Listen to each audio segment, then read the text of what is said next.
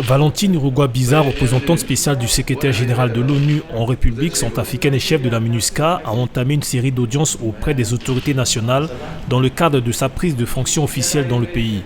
L'une des premières étapes de ces visites a été marquée par un entretien avec le président de la République, Faustin Archange Touadéra. Valentine Rugwabiza a aussi rencontré la ministre des Affaires étrangères, Sylvie Baipotémon. Au cours de leurs échanges, elle a réitéré le soutien de la mission, y compris par l'utilisation de toutes les ressources nécessaires pour assurer la sécurité et la stabilité en République centrafricaine. La chef de la MINUSCA a également débuté des rencontres auprès des membres du corps diplomatique, dont le représentant de l'Union africaine en République centrafricaine, l'ambassadeur Bertino Mathias Matondo, afin d'échanger sur les sujets d'intérêt commun entre les deux institutions. La coopération entre les Nations Unies et l'Union africaine a toujours été très agissante.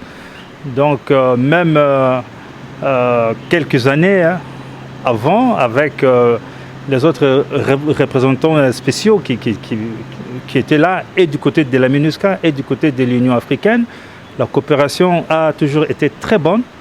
On se complémente et surtout que nous, par rapport à l'accord, nous, Union africaine et la CAC, nous sommes les garants.